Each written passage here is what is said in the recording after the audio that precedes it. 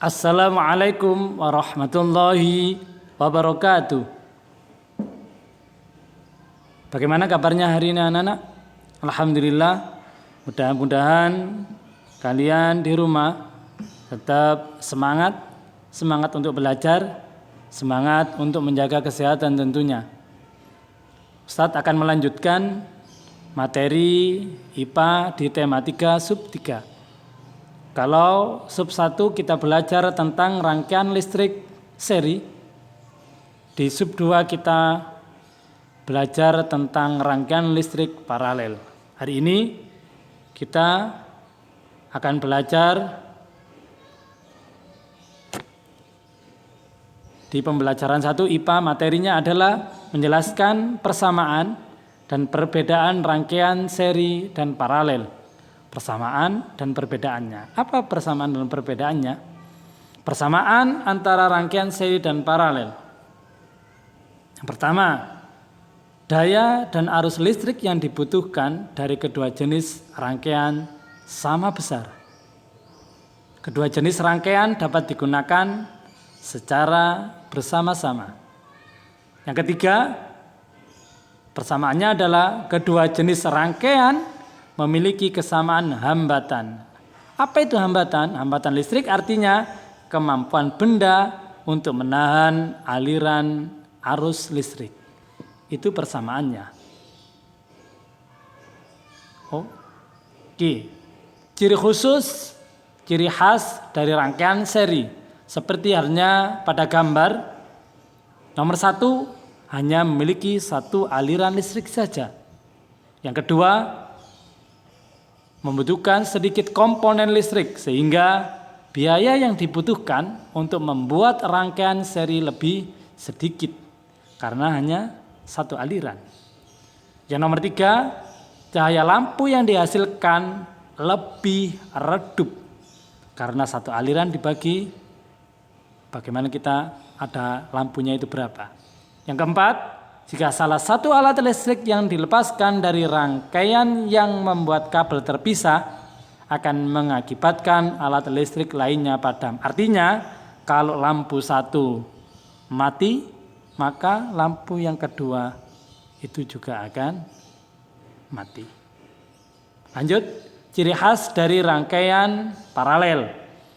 Lihat perbedaannya di kabelnya.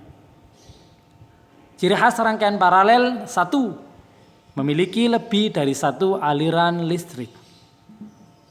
Yang kedua, membutuhkan banyak komponen listrik sehingga biaya yang dibutuhkan untuk membuat rangkaian paralel lebih besar karena membutuhkan alat lebih banyak.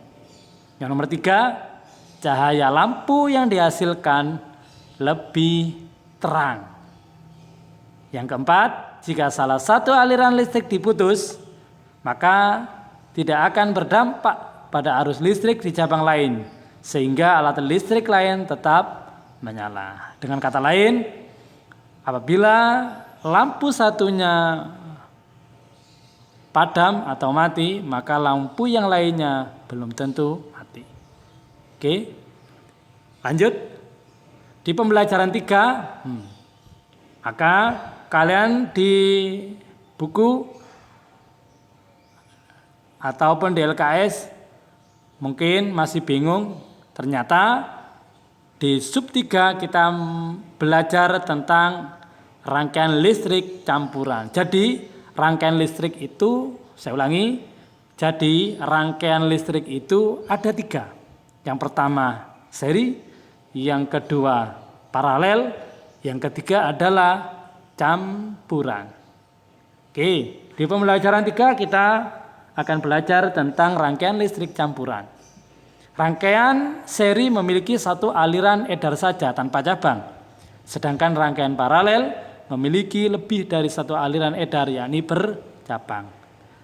Rangkaian listrik seri dan paralel dapat digabung membentuk rangkaian listrik campuran. Artinya, rangkaian listrik campuran adalah gabungan dari rangkaian listrik seri dan paralel. Nah, kita lihat gambarnya. Ini adalah gambar rangkaian listrik campuran.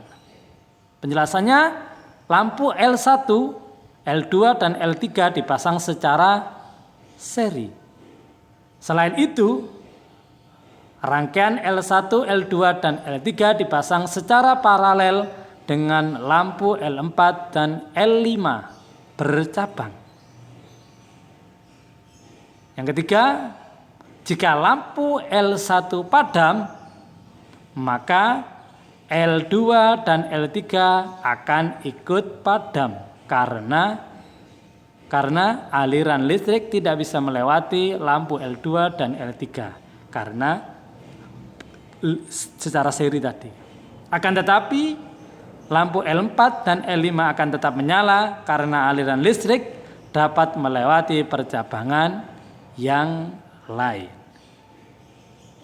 Oke, itu penjelasan dari rangkaian listrik campuran, yakni gabungan dari rangkaian listrik seri dan rangkaian listrik paralel.